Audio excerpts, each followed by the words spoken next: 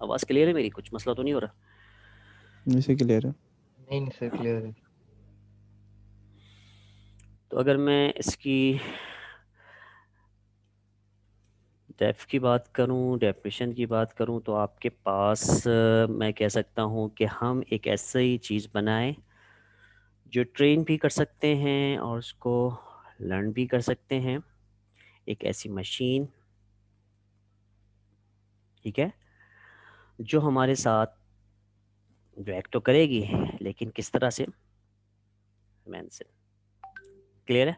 कुछ इस तरह की डेफिनेशंस आप लोगों ने भी अपनी वर्डिंग में बताई है कि हमारे जो मशीन है ऐसा कोई सिस्टम तैयार करते हैं, प्रोग्राम तैयार करते हैं जो उस तरह से काम करती है जिस तरह से ह्यूमन काम करता है।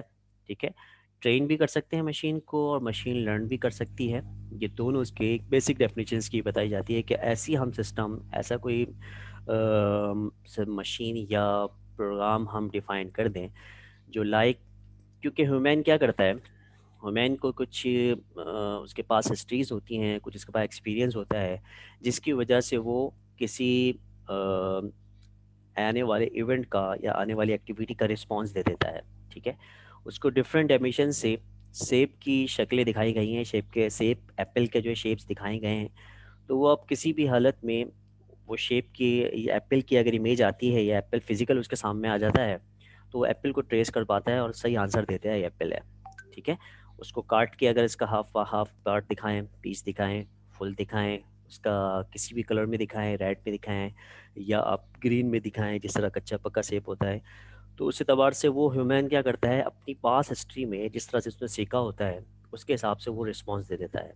ठीक है, उसको जिस तरह से ट्रेन किया गया होता है उसी तरह से उसका जवाब आंसर वो दे रहा होता है। ठीक है, यहाँ तक कि वो ऐसी चीज़ आती है अगर वो उसको डिफरेंट कलर की भी दे दे तो वो कह देगा यार ये शेप जो है ना, ये तो एप्पल का है लेकिन कलर एप्पल का नहीं है। ठीक है, इतना मतलब बार बार की प्रैक्टिस से, बार बार के एक्सपीरियंस से, बार बार की वॉच करने से वो सीखता है और उसके बाद फिर इसका मतलब है कि अगर वो ऐसी चीज़ ह्यूमन देखे जब आज तक उसने वो चीज़ को देखा नहीं है, तो वो जज करने में थोड़ा सा क्या करेगा, या तो तुक्के लगाएगा, करीब करीब आंसर देगा। ठीक है, या बिल्कुल साइलेंट हो जाएगा कि इसका आंसर मुझे नहीं आता। इसका मतलब है कि उसकी पास हिस्ट्री ने उसको ट्रेन नहीं किया है, उस इमेज को या उस वर्ड को या उस आर्टिकल को उसने क्या किया है, उसके जहन में वो चीज़ नहीं आई है। ये क्लियर हुई चीज़? तो मशीन को भी आपको ऐसे पैरामीटर, ऐसे प्रेडिकेट्स, ऐसे फैक्ट्स देने पड़ेंगे जिससे वो अपने पास डेटाबेस में स्टोर, यानी अपनी जो नॉलेज बेस है उसमें वो स्टोर करता रहेगा और फिर आप उस नॉलेज बेस के हिसाब से उससे क्यूरीज करेंगे तो वो आंसर देगा। तो आपके पास एक डेफिनेशन तो ये आती है कि आप क्या करते हैं, एक ऐसी मशीन को ट्रेन करवाते हैं जिसके अंदर आप कहते हैं कि वो ह्यूमन की तरह जो है एक्ट करे। इसको आप ये भी कह सकते हैं कि हम जो है एक मशीन तो बनाए लेकिन वो मशीन जो हो वो इंटेलिजेंट हो। ये भी कह सकते हैं आप। ठीक है, इंटेलिजेंट का कीवर्ड नहीं ये सारी चीज़ों को, क्योंकि ह्यूमन के अंदर ऐसी साइंस है जो कि इंटेलिजेंट, ऐसी चीज़ है कि आपके पास एक मशीन तो है बिल्कुल सर। लेकिन इंटेलिजेंट। इंटेलिजेंट का मतलब है एक उसको नॉलेज दे दी जाए, उसको एक ऐसी चीज़ इंफॉर्मेशन दे दी जाए, उस नॉलेज डेटा, डेटा इंफॉर्मेशन और नॉलेज की कॉम्बिनेशन से, ठीक है, वो क्या करे, उससे डिफरेंट एमिशन से सवाल किया जाए तो उसका आंसर देना लग जाए। चैट पे किसी ने कुछ कहा है?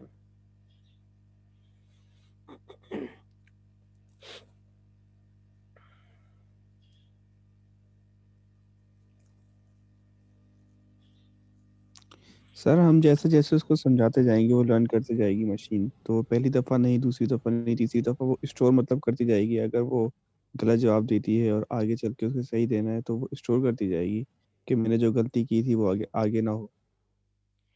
हाँ, देखिए इसके डिफरेंट स्टेप्स हैं। आप उसको फर्दर अगर ब्रॉडली देखोगे तो आपके पास एक ऐसा कलेक्शन ऑफ नॉलेज है जिसकी मदद से वो रिस्पॉन्स देता है। वो नॉलेज ही उसके पास होगी तो वो नॉलेज देगा। यानी कि बिलफर्ज आपने एक अगर हम सिर्फ इमेज की बात करें, उसको 4 या 5 इमेज एप्पल के दे दिए, ठीक है, सही। तो वो एप्पल ही को बता सकेगा कि ये इस एप्पल है या नहीं है, बस इसके पास ये इन्फॉर्मेशन है। ठीक है, और वो उसकी नॉलेज बेस पे है, उसकी डेटाबेस आप जिस तरह से ये, क्योंकि हम जो एआई पढ़ेंगे और उसके अंदर जो लैंग्वेज इस्तेमाल करेंगे ये दूसरी लैंग्वेज से थोड़ा डिफरेंट है, ठीक है, मुश्किल नहीं है लेकिन थोड़ा डिफर है, उसको थोड़ा सा डिफरेंट अंदाज में हम क्यों हमें जो है ना उसको देखना पड़ता है, उसके हिसाब से हमें उसको पैरामीटर सेट करके उसका आंसर निकालना पड़ता है। तो आपके पास एक ऐसी चीज़ होनी चाहिए जिसके पास कुछ नॉलेज बेस का कलेक्शन हो, वो कलेक्शन यानी डिक्शनरीज हो, उस कलेक्शन के हिसाब से वो अपना उसके आप जो आंसर देंगे उस आंसर का जवाब वो देगा, ठीक है। तो हम ये कह सकते हैं, आप ह्यूमन भी यही करता है, ह्यूमन क्या करता है कि उसके पास कुछ इंफॉर्मेशन हैं, उसके हिसाब से उसका आंसर देने की कोशिश करेगा, जबकि उसके पास वो हिस्ट्री मौजूद हो, ठीक है, नॉलेज बेस मौजूद हो। अगर किसी चीज़ की नॉलेज बेस के पास मौजूद नहीं है, अच्छा ये तो चीज़ हो गई, वो आंसर दे नहीं सकता। हम ये देखते हैं कि एआई की जो कहाँ कहाँ एग्जिस्ट करती है, जैसे कि अभी कहा कि हर जगह ही तकरीबन जहाँ जहाँ नज़र मारते हैं वहाँ एआई की टेक्निक जो है ना वो हमें एक खुल के सवाल सामने है आती है। जी बोलें। सर, आपने बोला कि हम मशीन ट्रेन करते हैं, जैसे वो कोई भी जैसे एप्पल को पहचान लेगा कि ये एप्पल है, ये ग्रीन एप्पल है, ये रेड एप्पल है। जी हाँ, तो एक फिर जो एग्जाम्पल है। मशीन लर्निंग होती है उसमें मशीन लर्निंग के जो एल्गोरिथम्स होते हैं वो एआई से डिफरेंट है या फिर एआई में ही मशीन लर्निंग आती है? ओके, ओके देखते हैं हम इसको। देखें, एआई जो है ना वो ब्रॉड लेवल की एक डोमेन है, ठीक है। एआई का काम है सिर्फ ऐसा सिस्टम या ऐसा प्रोग्राम या ऐसा मशीन को तैयार कर देना जो कि ह्यूमन लाइक जो है काम करे, बस इसकी डेफिनेशन यहाँ तक हो गई। अगर आप ये चीज़ उसको ये करते हैं कि उसका छोटा पार्ट लेते हैं, उसको कहते हैं कि ऐसा मशीन बनाना जो ट्रेन भी कर की जा सके, ठीक है। यानी कि आप ये कह सकते हैं कि उसके पास ट्रेनिंग कैपेसिटी भी है, आपने उसको अनसुपरवाइज लर्निंग जो होती सुपरवाइज लर्निंग अलग चीज़ है, सुपरवाइज अनसुपरवाइज तो अलग चीज़ है। है, उसको अगर आप अनसुपरवाइज लर्निंग जैसे आप कह रहे हैं कि अगर मशीन लर्निंग जो है उसको ट्रेन करते हैं, मतलब वो एक तो ये ऑटोमेटिक ट्रेन हो जाए। ऑटोमेटेड ट्रेन होना है, ठीक है। एक तो ये है कि कुछ इन्फॉर्मेशन दे दी, उस इन्फॉर्मेशन के ज़रिए से कोई नई इन्फॉर्मेशन को भी क्या कर सकता है, अपने नॉलेज बेस पे स्टोर कर सकता है, अपनी नॉलेज बेस पे उसको रख सकता है। तो इसका मतलब है ये ऑटो ट्रेन है। तो अभी मैं ऑटो ट्रेन की बात नहीं कर रहा, अभी सिर्फ ये बात है कि उसके पास कुछ कलेक्शन ऑफ नॉलेज बेस है, उस कलेक्शन ऑफ नॉलेज बेस के हिसाब से वो रिजल्ट देता है। अभी मैं ऑटो उसकी नॉलेज बेस की कैपेसिटी को बढ़ाने की बात नहीं कर रहा, अभी सिर्फ सिंपल एआई के अंदर जो डेफिनेशन आती है वो ये आती है कि एक नॉलेज बेस है, उस नॉलेज बेस के हिसाब से उसको आंसर देना है, और वो आंसर क्या होगा, बिल्कुल इसी तरह से होगा जैसे ह्यूमन किसी चीज़ को सीखता है और उसके बाद उससे अगर क्यूरीज की जाए, क्वेश्चंस की जाए, वो आंसर देना शुरू कर देता है, ठीक है। आपके पास जो जहनों में आएगा मैं इसको ज़रा क्लियर कर दूं, और इस पे अभी डिटेल में बात नहीं करेंगे, ये आपका थोड़ा सा एडवांस हो जाएगा पे। ये चीज़ें कुछ आती हैं आपके पास, कीवर्ड्स आपने देखे होंगे, डीप लर्निंग का, मशीन लर्निंग का, इनका आपस में क्लोजली रिलेशनशिप है। अगर आप देखो तो ये एआई डीप लर्निंग जो है वो एमएल का पार्ट है, एमएल जो है वो एआई का पार्ट है। यानी कि अगर आपने एआई की डेफिनेशन कर दी, उसमें एमएल भी आ जाएगी और एआई डीएल भी आ जाएगा, डीएल भी आएगा, ठीक है, डीप लर्निंग भी आ जाएगी और मशीन लर्निंग भी आ जाएगी, ठीक है। इसका अगर आप उसको और स्पेसिफाई करते हैं, जैसे कि अभी का ऑटो ट्रेन, ठीक है, और जैसे कहा कि लर्न, अपने आप से सीख रहा है, तो ये डेफिनेशन इसकी स्पेसिफिक हो जाएगी। और अगर आप कहेंगे कि भाई ऐसी चीज़ जो अपने आप को ट्रेन करते जा रही है और बहुत ह्यूज डेटा को चाहिए, वो फिर आपकी स्पेसिफिक हो जाए और किसी स्पेसिफिक डोमेन के अंदर, तो फिर वो आप आ जाएंगे किसके अंदर, डीप लर्निंग पे। क्लियर हो गया। तो हम अभी बात करेंगे एआई की, और एआई की डेफिनेशन में वो सारे डोमेन, वो सारी एप्लीकेशंस भी आ जाएंगी जो एमएल की होती है और जो डीएल की होती है। अब जिन हर एक का अपना अपना प्रॉब्लम है, उसको प्रॉब्लम को सॉल्व करने के लिए टेक्निक्स हैं, एल्गोरिथम्स हैं। तो डीप लर्निंग के एल्गोरिथम, एमएल के एल्गोरिथम, अगर हम और ब्रॉडली बात करें तो एआई के एल्गोरिथम, एआई के अंदर जितने भी एल्गोरिथम होंगे वो कोई ना कोई एमएल का एल्गोरिथम होगा, वो कोई ना कोई डीप लर्निंग का एल्गोरिथम होगा। अगर हम एआई की टेक्निक्स की बात करें तो एआई की सर, टेक्निक्स की एक चीज़, सर हम्म, अगर आप कह रहे हैं कि एआई एआई के अंदर ही मशीन लर्निंग और डीप लर्निंग है, तो सर पार्ट हम पार्ट है। मशीन लर्निंग का कोर्स अलग से पढ़ता है, ठीक है। मशीन लर्निंग का इलेक्टिव कोर्स हम अलग से पढ़ता है। अगर हमें एआई मशीन लर्निंग ही कहते हैं पढ़नी है तो एआई के अंदर ही क्यों नहीं पढ़ लेते? नहीं, एआई तो आपकी ब्रॉड पिक्चर है ना, एक बड़ा सब्जेक्ट है। अगर हम इसको देखें कि ये एम एल एआई जो है वो आपको वॉक थ्रू करके बता देगा कि ये स्टार्ट है, ये कोर्स का स्टार्ट है, ये इस कोर्स का एंड है, लेकिन डेप्थ में नहीं बताएगा। एआई ठीक पढ़ाने है। से आप एल्गोरिथम नहीं पढ़ोगे, एआई बताने से आप डीप लर्निंग के एल्गोरिथम नहीं पढ़ोगे। आप एआई पढ़ाने से सिर्फ एआई की यानी कि जो मशीन को ट्रेन करने का, मशीन को नॉलेज बेस का जो पार्ट है, किस तरह से नॉलेज बेस हम मशीन को देते हैं, ये बनाना सीखोगे। ठीक है। ठीक है। हम बाकी जो आप एमएल की बात करते हो, तो एमएल के कोर्स के अंदर एमएल के प्योर एल्गोरिथम, उनकी एपीआई के साथ, उनके लैंग्वेजेस के साथ, और फिर आप कैलकुलेशन के साथ पढ़ते हो डेप्थ में कि ये एल्गोरिथम किस तरह से वर्क कर रहा है। ठीक है। तो एआई के अंदर ये चीज़ नहीं पढ़ेंगे हम। एआई के अंदर हम क्या करेंगे, जो जो आपका कंटेंट है मैंने शेयर करवा दिया है, वो सिर्फ इस तरह से पढ़ेंगे कि जिस तरह से आप एक दोनों को कवर कर सके छोटी मोटी चीज़ों से, एल्गोरिथम की डेप्थ में नहीं जाएंगे। ठीक है, किस तरह से वर्क करता है। क्लियर हो गया। अच्छा, एआई की जिस तरह से मैंने कहा कि एआई जो है, अगर आप इसके दरमियान में रिलेशनशिप भी सर्च करोगे गूगल में जाके, तो एक सर्कल बना हुआ आएगा, बड़ा सा सर्कल जिसमें एआई लिखा हुआ होगा, उसके अंदर एक छोटा सर्कल होगा, उसमें एमएल बना हुआ होगा। ठीक है, इसका मतलब है कि एमएल जो है बड़े सर्कल के अंदर है, तो पार्ट ऑफ बिग सर्कल। ठीक है। और उस छोटे सर्कल में, उस एमएल यानी सेकंड वाले सर्कल के अंदर एक और छोटा थर्ड लेवल का सर्कल होता है, और स्मॉल होता है, उसको वो डीप लर्निंग कहा जाता है। ठीक है, तो इसका मतलब है कि deep learning part of ML हो गया, एमएल पार्ट ऑफ एआई हो गया। ठीक है, ये दोनों इसकी डोमेन के अंदर आएंगे, ये इससे बाहर नहीं है। इसके एल्गोरिथम, अगर इसके एल्गोरिथम हम बात करते हैं, तो वो एल्गोरिथम इसकी इसका ये रिसोर्स है, इसका ये रूट है। वो एल्गोरिथम इस किसकी कहीं ना कहीं टेक्निक्स पे जाके जो है फिट हो जाएगा। ये बात क्लियर हो गई। तो ये कन्फ्यूजन अभी मुझे डिस्कस नहीं करनी थी, लेकिन सवाल आया है तो आपका इसको क्लियर होना ज़रूरी है कि हम यहाँ पर क्या चीज़ पढ़ने जा रहे हैं, और आप थ्योरी में भी इसको देख लोगे। ठीक है, और मज़ीद ये कि आपके पास, हाँ, टच कर दिया जाएगा कि डीप लर्निंग में ये आप इस कोर्स के बाद आप एआई की तो चीज़ें सीख ही लोगे, लेकिन ये डिफरेंशिएट करना कर सकते हो कि ये एमएल और डीएल और एआई आपस में किस तरह डिफरेंशिएट है। क्लियर हो गया। अच्छा, मैं एप्लीकेशंस की बात करूं, तो आपने कहा कि हर डोमेन के अंदर ये एआई है। ठीक है, एआई की टेक्निक्स इम्प्लीमेंटेड है। ठीक है, तो किस किस तरह की आपने देखी होगी कि भाई ये एआई है। अभी मैं इसको इग्नोर करता हूँ कि वो एमएल की है या डीएल की है। अभी सिर्फ ओवरऑल हम देखते हैं कि वो डेटा साइंस की एआई में कौन कौन सी टेक्निक और कौन कौन सी हमने डेटा साइंस में देखी है एप्लीकेशन जो इम्प्लीमेंटेड है। जी बताइए, जैसे कि सर अभी चैट रोड में भी लिखा। रोड एक्सीडेंट्स में होती है। हम्म। रोड एक्सीडेंट्स हो गए, प्रिडिक्शन एल्गोरिथम हो गए, जैसे कि पीएसएक्स के प्रिडिक्शन ऊपर जो करना। प्रिडिक्शन एल्गोरिथम्स होता है। ठीक है भाई, प्रिडिक्शन करना, फिर किसी चीज़ को प्रिडिक्ट करना। फाइनेंस प्रॉब्लम भी होता है। फाइनेंस प्रॉब्लम होगी, प्रिडिक्शन हो गई, किसी चीज़ की प्रिडिक्ट कर देना। ठीक है, तो प्रिडिक्शन एक बहुत बड़ा इसका चैलेंज था, तो उसने अचीव किया कि किस तरह से आप उसकी प्रिडिक्शन, किसी भी प्रॉब्लम की उसको सॉल्यूशन के हिसाब से प्रिडिक्ट करें। जैसे मौसमियात के हम मौसमियात वाले क्या कहते हैं, आज इसकी हम प्रिडिक्शन करते हैं कि भाई आज बारिश होगी नहीं होगी, ये प्रिडिक्ट है। अब सही हो गलत हो, लेकिन इस ये इतना अपने आप को ट्रेन कर लेता है कि ये कहता है कि मेरे पास 90% अगर प्रिडिक्शन आती है, तो इसका आंसर, इसका मतलब है कि ये सही के करीब होगा। 100% तो कभी आ ही नहीं सकती। ठीक है, और अगर 100% आ जाए तो फिर मशीन और ह्यूमन के अंदर भी देखें, अगर कितना भी सीख जाए वो, अगर किसी आने वाली चीज़ के बारे में प्रिडिक्ट करता है, तो वो 100% नहीं होती। उसमें किसी ना किसी 0% तो आप ये नहीं कहेंगे, इसमें किसी ना किसी % के साथ जो है ना, वो उसमें नेगेटिव पॉइंट रहता है कि ये एग्जिस्ट नहीं करे, इसके प्रोडिक्शन हो सकता है फॉल्स हो जाए। चैट पे मैसेज कर रहे हो, मेरे ख्याल में ये चैट ऑन करता हूँ तो वो स्क्रीन से ऑफ हो जाता है। एक सेकंड। अच्छा, रिकग्निशन इमेज बिल्कुल सही है। ठीक है, कुछ आंसर आना स्टार्ट हो गए हैं। आपके पास एक प्रिडिक्शन का है, और कैलकुलेशंस बहुत सारी हो रही हैं इसके ज़रिए से, कोई भी इक्वेशन देते हैं, और आपके पास मोशंस के हिसाब से होता है ऑब्जेक्ट को,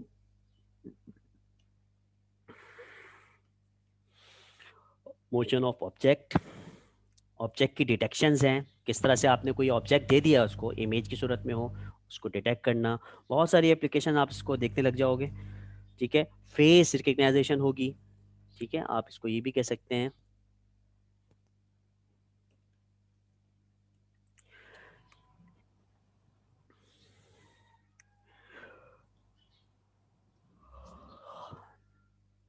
सर ये चीज टेस्ला में बहुत स्मॉल हो रही है।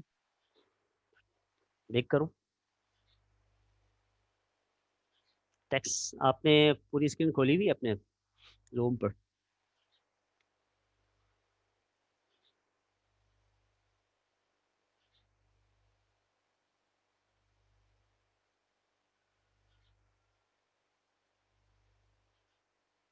ठीक है, आप लोग चैट खोल रहे हो ना, तो उसकी वजह से थोड़ी सी स्क्रीन मेरी वो हो जा रही है। चैट पे बार बार देखने से स्क्रीन के अंदर थोड़ा सा रेडिश आ जाता है। सही है, और भी बहुत सारी एप्लीकेशंस हैं जिसमें हम काम कर सकते हैं। ठीक है, स्पीच के हिसाब घर पे से, आजकल वॉइस के काफी हिसाब काम हो से, रहा है एआई में। वॉइस के हिसाब से हो गया, स्पीच के हिसाब से हो गया, कोई भी इमेज प्रोसेसिंग हो गई, गाड़ी को ट्रेस करना रोड ट्रैफिक के ऊपर, और किसी शनाख्त होना, अटेंडेंस सिस्टम आना, ये सब फेस रिकग्निशन के ज़रिए से आप अटेंडेंस भी लगा रहे हैं। ये बहुत सारी चीज़ें हैं उसको करना। आप देखें, उसको सिखाई जाती है किसी भी तरह से इमेज का किस तरह से इमेज के हिसाब से जो है ना उसको नॉलेज निकालना, उसके बाद आंसर दे देना कि ये वही शख्स है जिसको मुझे ट्रेन करवाया गया है। ठीक है, एप्लीकेशन बहुत सारी हैं। अगर मैं इसके और थ्योरी में और बहुत ज़्यादा आपको डेप्थ में पढ़ लोगे, तो इसके अंदर कुछ चीज़ें ऐसी हैं डीप लर्निंग की होगी, और कुछ चीज़ें ऐसी होंगी जो NLP की होगी, नेचुरल लैंग्वेज प्रोसेसिंग के अंदर देखेंगे तो इमेज प्रोसेसिंग है। किसी की टेक्स्ट के ऊपर आपको क्या करना है, काम करना है, एक टेक्स्ट को ढूंढ के लाना है, या फिर इसको उस तरह से आपको उस टेक्स्ट की राइटिंग को देखना है। अगर हैंड राइटिंग है, उस हैंड राइटिंग को मैप करवाना है कि अगर वो उर्दू की है तो वो किस तरह से यूनिटेक्स्ट में आ जाए, या वो किस तरह से कंप्यूटर के सिस्टम के अंदर हम उसको रीड करने वाले हो जाएं। तो वो चीज़ें आपके पास किस तरह से होगी, ये रिकग्नाइजेशन से होगी, इमेज प्रोसेसिंग से होगी, डिफरेंट इसकी टेक्निक्स है हर डोमेन के अंदर। तो अगर हमने बात की ये वाले डेफिनेशन की कि हमारे पास ऐसी मशीन जो इंटेलिजेंट हो, तो इंटेलिजेंट मशीन क्या होगी? अगर मैं कहूँ कि ये शख्स इंटेलिजेंट है, तो आप किस तरह से उसको जज करते हो कि ये इंटेलिजेंट है? हम्म। सर वो अपने टास्क एफिशिएंट तरीके से परफॉर्म कर रहा है बस, और ठीक है, जो भी उसको टास्क दिया टास्क। जाता है एफिशिएंट तरीके से परफॉर्म कर देता है। ठीक है, और टास्क वो, यार ये मैसेजेस दे रहे हो तो मसला ना हो जाए, IQ है। ठीक है, IQ भी आई करीब करीब आंसर है इसका। अगर मैं कहूँ कि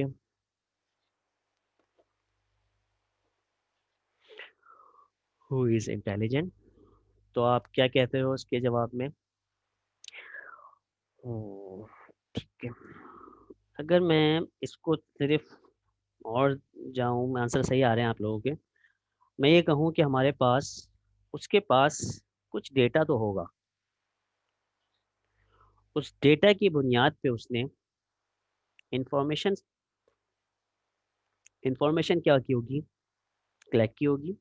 यानी कि वो टास्क को परफॉर्म, जैसे अभी आपने आंसर दिया कि टास्क को परफॉर्म करने के लिए अच्छी तरह से एफिशिएंट तरीके से उसको परफॉर्म कर रहा है, इसका मतलब है कि उसको उसकी डोमेन की इंफॉर्मेशन है, उसके पास उस डोमेन का डेटा मौजूद है।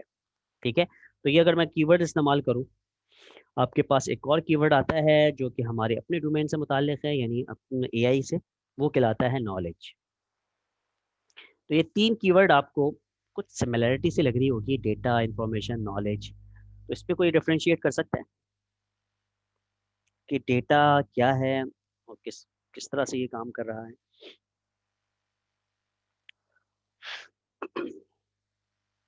जी भाई, है आंसर किसी के पास?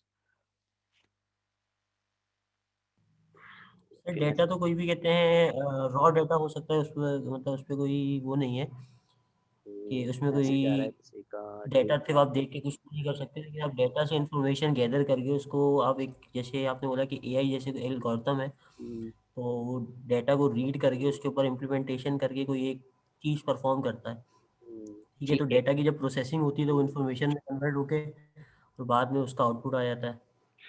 ठीक है, इसका मतलब पहला स्टेप आपके पास डेटा होता है। ठीक है, मैसेज बार बार देखने से थोड़ा सा डिस्टर्बिंग हो रही है।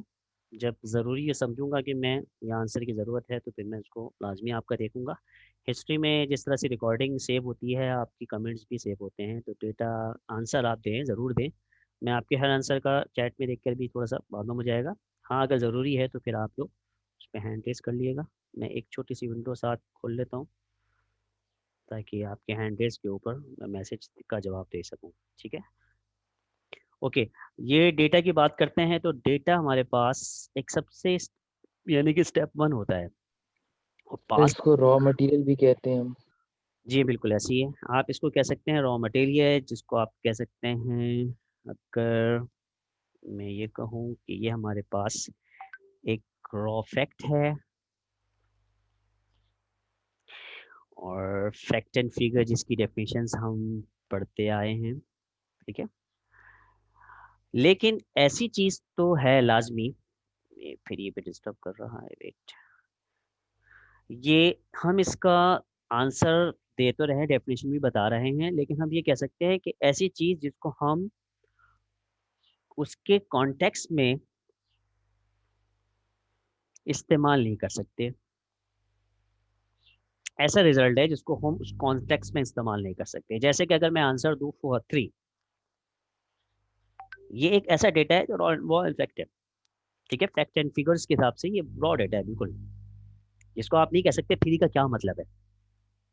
सही, हाँ ये कह सकते हैं कि 3 एक नंबर है, ये तो कह सकते हैं आप, लेकिन 3 को किस कॉन्टेक्स्ट में इस्तेमाल करना कि ये 3 से क्या कहना चाह रहे हैं, 3 इज अ एज, ये भी कह सकते हैं। अब ये कॉन्टेक्स्ट में इस्तेमाल हो गया है ये पूरा, लेकिन अगर सिर्फ इसको कहूँ कि ये 3 जो है ये सिर्फ ओनली 3, ये 3 क्या है, तो ये आप कहोगे ये डेटा है, ये हमारे पास नॉलेज नहीं है, ये इंफॉर्मेशन नहीं है। क्लियर हो गया? जी इसी सर। तरह से अगर मैं करैक्टर की बात करूँ, इसी तरह से अगर मैं जावा की बात करूँ, तो जावा भी एक हमारे पास इंफॉर्मेशन है, ओ सॉरी डेटा है, जो फैक्ट एंड फिगर है, सिर्फ डेटा है। इसको हम इस्तेमाल अभी कॉन्टेक्स्ट में करेंगे तो फिर ये हमारे पास क्या बन जाएगा, सेकंड वाली स्टेप बन जाएगा, थर्ड वाला स्टेप बन जाएगा। क्लियर हो गया? तो अगर मैं इसी को आगे बढ़ाता हूँ और कहता हूँ भाई 2 या 3, जो नंबर लिखा है मैंने, इज अ एज, अब ये क्या हो जाएगा, इंफॉर्मेशन हो जाएगी। इंफॉर्मेशन। ये आपको पता चल गई कि इस 3 का कहाँ पे, ये पूरा सेंटेंस बता रहा है कि हाँ यार ये इन्फॉर्मेशन है कि 3 जो है वो किस कॉन्टेक्स्ट में इस्तेमाल हुई है, एज में। क्लियर है? जी सर। बाकी ये कि ये दोनों तो आपने इन्फॉर्मेशन गेट कर ली, कॉन्टेक्स्ट में इस्तेमाल करने का तरीका आना चाहिए, उसको कहते हैं नॉलेज। ठीक है, कैसे इस चीज को मैं कैसे इंप्लीमेंट करवाऊं, उसको हम कहेंगे नॉलेज। ये क्लियर हो गया? डेटा आपका सिर्फ ये है कोर मटेरियल, बस फैक्ट एंड फिगर, उसको हमने कॉन्टेक्स्ट इस्तेमाल कर लिया, लेकिन वो भी सिर्फ इंफॉर्मेशन की हद तक है, तो इंफॉर्मेशन। अगर हम कहते हैं कि वो चीज़ मुझे इम्प्लीमेंट करना आ गई है, तो आप फिर कह सकते हो कि यस को नॉलेज हो गई है। क्लियर हो गया? अगर डेटा इन्फॉर्मेशन नॉलेज के बारे में अगर आपसे सवाल आ जाए कि क्या है, तो हमारे पास जो काम करना होगा, यानी एआई के अंदर जो इम्प्लीमेंटेशन करवाएंगे, वो डेटा कुछ दिया जाएगा, उस डेटा से हम कुछ इन्फॉर्मेशन बनाएंगे और आखिर में हम एक नॉलेज बेस बनाकर उसको अपने मशीन को या अपने प्रोग्राम को दे देंगे।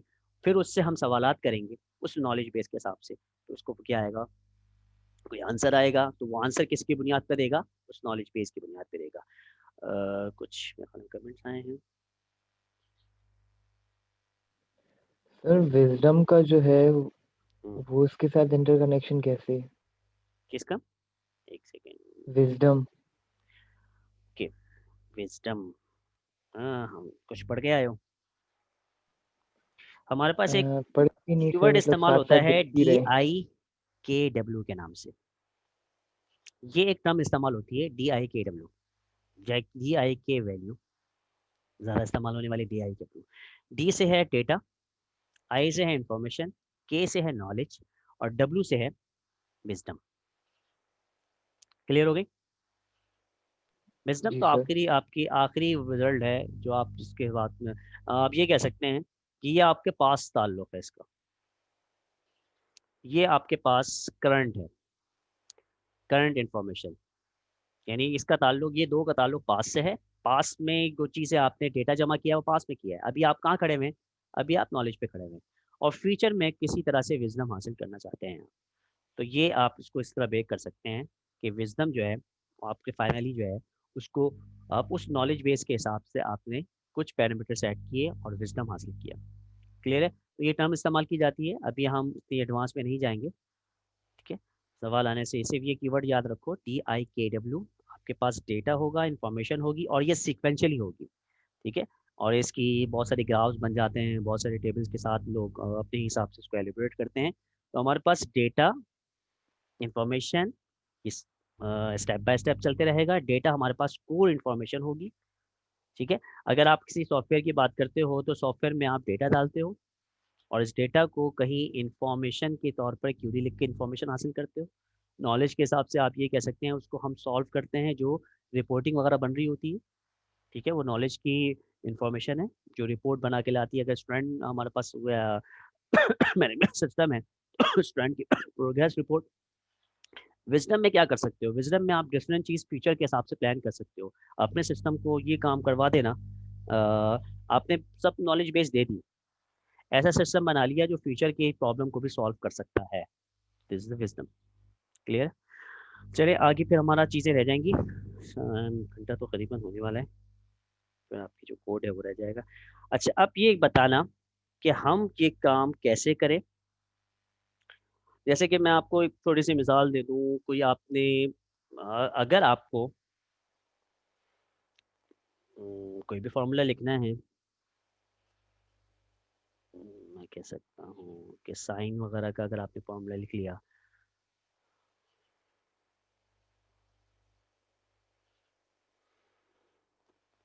ये कुछ लिख लिया, सब लोग कहेंगे भाई डेटा तो है, कहीं ना कहीं से डेटा उठा के आया है। इफ एक डेटा था, एक्स ब्रैकेट एक डेटा थी, ये भी डेटा है, सब डेटा है, ठीक है। अगर मैं इंडिविजुअल बात करूँ और ये पूरा एक भी, इसको हमने एज अ एक एक्सप्रेशन बना ली, तो ये हमारे पास हो गई इंफॉर्मेशन। हाँ, आप कहोगे यार ये जो है ये किसका हो सकता है फॉर्मूला?